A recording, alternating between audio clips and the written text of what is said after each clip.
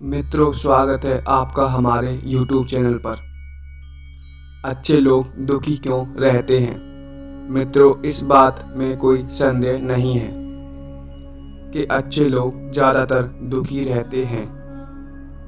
पापी पाखंडी मौज उड़ाते हैं। इसके दो कारण हैं। आज मैं आपको उन दोनों कारणों के बारे में विस्तार से बताने का प्रयास करूँगा। पहली बात करते हैं, अच्छे लोगों को भगवान दुख क्यों देता है। तो आइए इस धार्मिक कहानी के द्वारा आपको समझाते हैं। एक बार की बात है, किसी नगर में अपनी छोटी छोटी 3 बच्चियों के साथ एक विधवा स्त्री रहती थी। जवानी में ही उसके पति गुजर गए।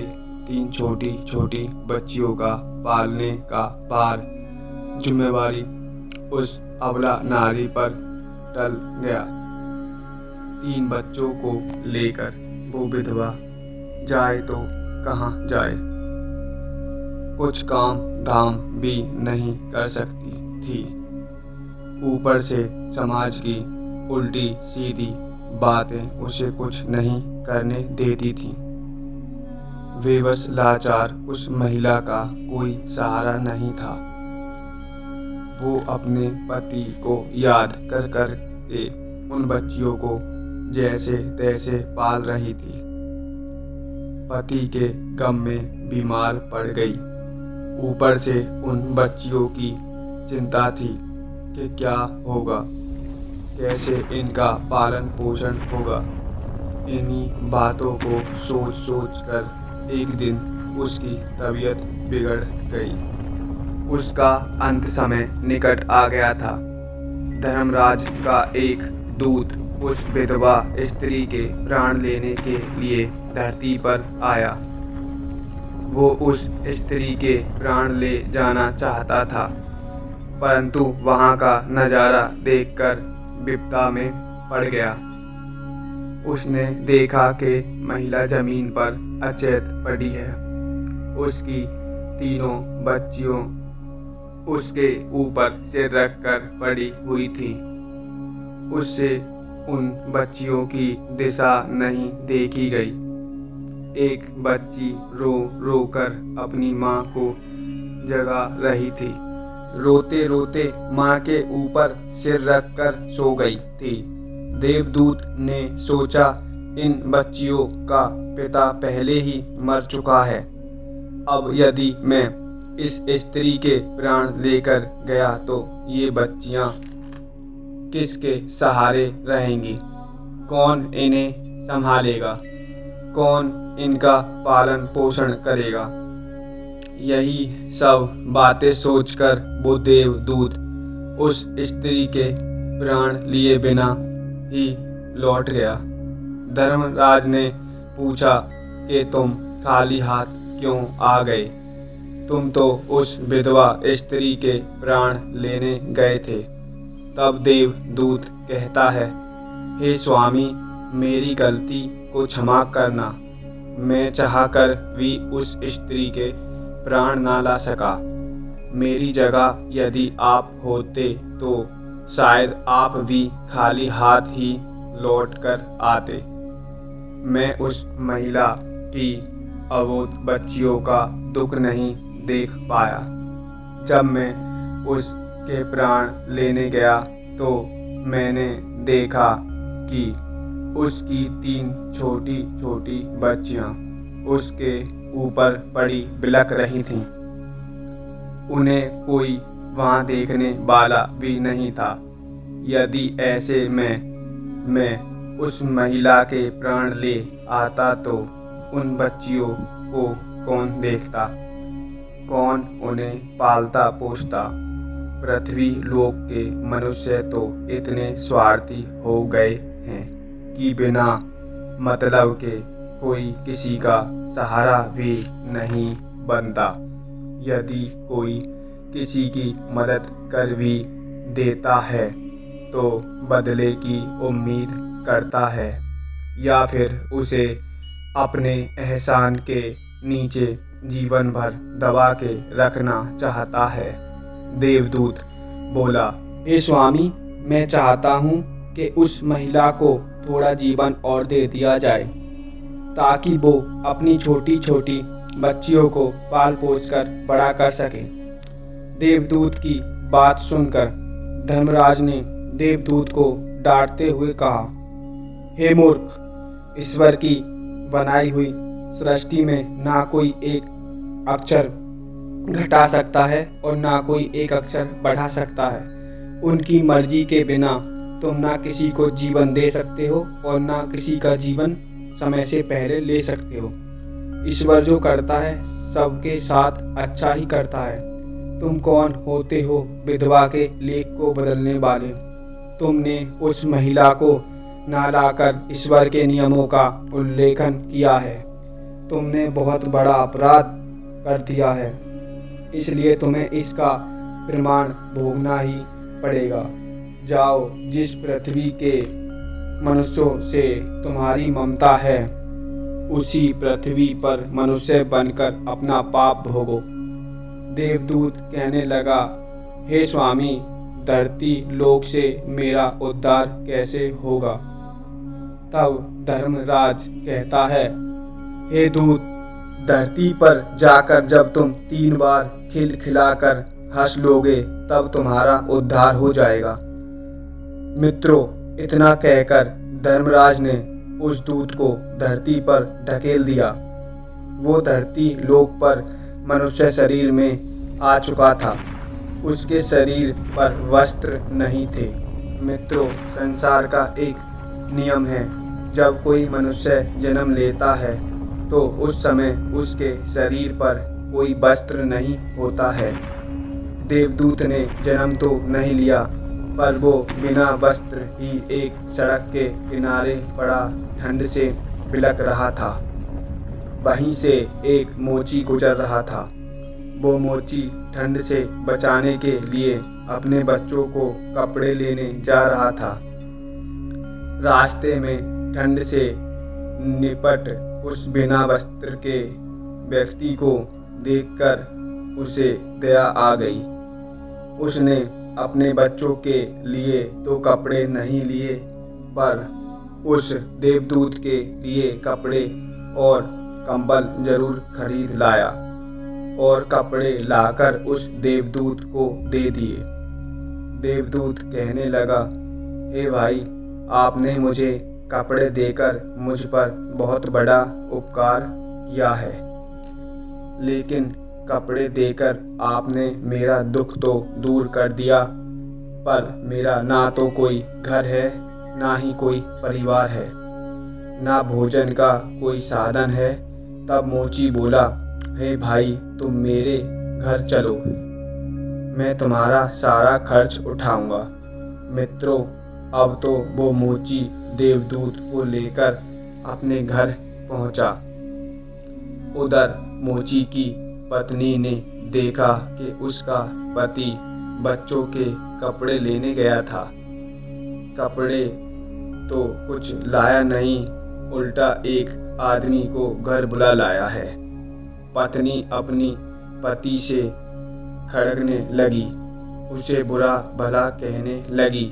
यह देखकर वो दूत बहुत जोर जोर से हंस पड़ा। मोची ने पूछा, अरे भाई, तुम हंसते क्यों हो? ऐसा क्या देख लिया आपने? तब देवदूत ने कहा, हे भाई, मेरी हंसी का रहस्य मैं आपको अभी नहीं बता सकता। समय आने पर मैं तुम्हें स्वयं बता दूंगा। मित्रों, वो देवदूत उस मोची के घर में रहने लगा और कुछ दिनों में उसने मोची का सारा काम सीख लिया। देवदूत के द्वारा बनाए गए जूते और चप्पलें खूब बिक रही थीं। चंद दिनों में मोची धनवान बन गया। दूर दूर तक उसके जूते फेमस हो गए थे, यहाँ तक कि राजा महाराजा तक उससे जूते बनवाने का आदेश देते थे। जब से देवदूत उसके घर आया था उसकी तो किस्मत ही चमक गई थी। धन की कोई कमी नहीं रही, सब कुछ अच्छा चलने लगा। एक दिन की बात है, राजा का एक सैनिक चमड़ा लेकर उसी मोची के पास आया और बोला, हमारे महाराज इसी चाह के बने हुए जूते पहनना चाहते हैं। ये चाम बड़ा कीमती है, तुम इसके ठीक से एक जोड़ी जूते तैयार कर देना। चाम खराब नहीं होना चाहिए, पर याद रखना इस चमड़े के जूते ही बनने चाहिए। भूल से भी इसकी चप्पल मत बना देना। मित्रों, राजा का सैनिक चमड़ा देकर चला गया। इधर मोची ने भी देवदूत को समझाया कि देखो, राजा वाली बात है, इसमें कोई गलती ना करना। चमड़ा भी बहुत कम है, इसलिए चमड़ा खराब नहीं होना चाहिए। जूते की कहकर वो गया है, इसलिए जूते ही बनाना। गलती से यदि चप्पल बना दी तो राजा हमें कठिन से कठिन सजा देगा। मोची के इतना समझाने के बाद भी देवदूत ने उस चमड़े से चप्पल ही बनाई। चप्पल देखकर मोची की सांसें फूल गईं। वो देवदूत को डांटने लगा, कहने लगा, अबे मूर्ख, तुझे बार बार समझाया था कि चप्पल नहीं बनानी। अब राजा हमें नहीं छोड़ेगा, तू भी मरेगा और साथ में मैं भी मारा जाऊंगा। वो हमारे पूरे घर को फांसी लगवा देगा। मित्रों, मोची को अति यंत्र दुखी देखकर देवदूत एकदम से खिलखिला हंसने लगा। उसे देख मोची बोला, अबे मूर्ख आदमी, काम बिगाड़ कर अब हंस रहा है। वो देखो, जूते लेने के लिए राजा का सैनिक आ रहा है। मित्रों, सैनिक को देखकर मोची के होश उड़ गए। अब ये जूते मांगेगा तो अब मैं कहाँ से दूंगा। तब तक वो सैनिक पास आ गया और बोला, हे मोची भाई, कल जो चमड़ा मैं तुमको दे गया था उसके जूते मत बनाना, चप्पल बना देना, क्योंकि राजा साहब का देहांत हो गया है और यहाँ की प्रथा है, मरे हुए व्यक्ति को चप्पल पहनाकर अर्थी पर लिटाया जाता है। मित्रों, सैनिक की बात सुनकर मोची को ऐसा लगा जैसे मरे हुए शरीर में प्राण पड़ गए हों। उसके हाथ से डंडा छूटकर जमीन पर गिर पड़ा और उसने देवदूत के पैर पकड़ लिए और उससे नाना भांति से माफ़ी मांगने लगा। देवदूत मोची की इस हरकत पर बहुत जोर जोर से हंस रहा था। मोची ने पूछा, हे भाई, तुम क्यों हंस रहे हो? देवदूत ने बोला, हे भाई, समय आने पर मैं अपने हंसने का कारण बता दूंगा। मित्रों, एक दिन की बात, मोची की दुकान पर 3 नौजवान लड़कियां एक बुढ़िया के साथ आई थी। उन तीनों लड़कियों की शादी होने वाली थी। वो अपने लिए जूतों का नाप देने के लिए आई थीं। उन लड़कियों को देखकर देवदूत ने पहचान लिया कि ये वही तीनों लड़कियां हैं जिनकी माँ को ना ले जाने का कारण आज मैं अपने किए की सज़ा भुगत रहा हूँ। पर ये लड़कियां तो अब जवान हो चुकी हैं, काफ़ी सुंदर भी हैं, किसी अच्छे घर में पली बड़ी मालूम पड़ रही हैं। अब वो बुढ़िया कहती है, हाँ बेटे, इनकी माँ इन्हें बचपन में ही छोड़कर चल बसी, इनका कोई सहारा नहीं रहा, तो मैंने इन्हें अपने पास रख लिया। मेरे पास करोड़ों की दौलत है और दुर्भाग्य से मेरा भी कोई नहीं है, तो मैंने इन्हें रख लिया। मैंने इन्हें पढ़ाया लिखाया, इनकी परवरिश की और आज ऊंचे घराने में इनका विवाह करने जा रही हूँ। लड़कियों का भाग देखकर देवदूत सोचने लगा, परमात्मा जो करता है अच्छा ही करता है। यदि उस समय इनकी माँ नहीं मरती तो ये तीनों भयानक गरीबी और भूखमरी में ही पड़ी रहती। इनकी माँ के मरने के कारण आज ये लड़कियाँ बहुत बड़े घर की बहू बनने जा रही हैं और इन बुढ़िया की करोड़ों की संपत्ति की मालकिन भी बन चुकी हैं। ये बात सोचकर देवदूत पहले की अपनी मूर्खता को याद करके हंसने लगा। वो 3 बार हंस चुका था। मोची ने पूछा, हे भाई, अब तुम क्यों हंस रहे हो? अपनी हंसी का रहस्य समझाइए। तब देवदूत बोला, हे भाई, मैं 3 बार हंस चुका हूँ। अब मैं तुम्हें अपनी हंसी का कारण बताता हूँ। सुनो, मैं एक देवदूत हूँ। अभी अभी जो 3 लड़कियाँ जूतों का नाप देने आई थीं, तब ये तीनों छोटी छोटी थीं। तब इनकी माँ मर गई। पिता पहले ही मर चुका था। इन तीनों लड़कियों पर तरस खाकर मैं इनकी माँ के प्राण नहीं ले गया।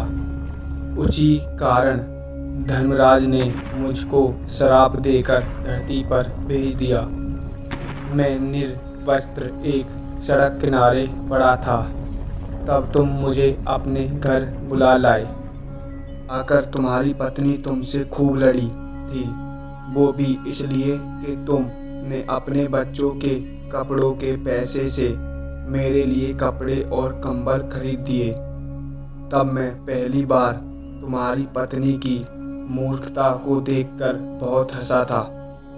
तुम्हारी पत्नी उन पैसों को देखकर बहुत दुखी हो रही थी जो तुमने मेरे ऊपर खर्च किए थे, पर तुम्हारी पत्नी उस लाभ को नहीं देख पा रही थी जो मेरे आने के कारण तुम्हारे घर की किस्मत बदलने वाली थी। दूसरी बार मुझे हंसी तुम्हारी मूर्खता को देखकर आई, जब तुम राजा के जूते ना बनाने के कारण मुझे डंडा लेके मारने के लिए दौड़े थे। उस समय तुम राजा के जूते वाली बात सोच रहे थे, परंतु तुम्हें ये नहीं पता था राजा के साथ क्या घटना घट गई है।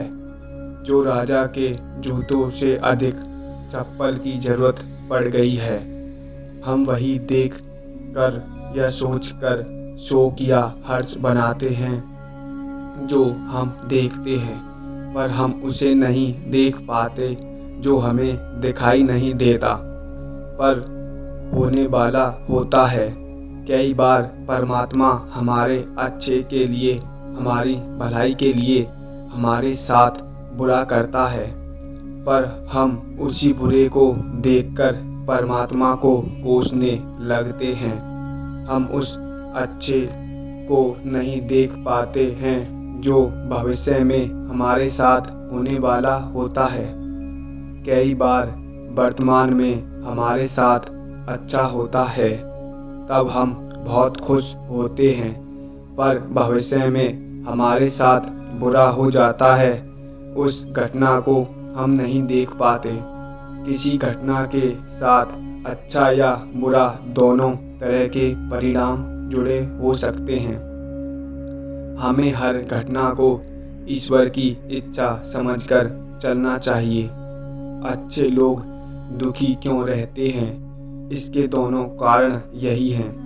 पहले तो अच्छे लोगों के साथ बुरा इसलिए घट जाता है बाद में उनके साथ अच्छा हो सके, और दूसरा कारण ये है अच्छे लोग दुखी रहते हैं। इसका दूसरा कारण है उनको ईश्वर से जुड़े रहने के लिए ज़रूरी है कि उन पर दुख आते रहना चाहिए। मित्रों, इस प्रकार वो देवदूत उस मोची को समझाकर फिर से धर्मराज के यहाँ चला गया। मित्रों, ये कहानी आपको कैसी लगी? कमेंट सेक्शन में अपनी राय ज़रूर रखना। मिलते हैं अगली बार नई वीडियो, नई ज्ञान चर्चा के साथ। आप सभी का बहुत बहुत धन्यवाद।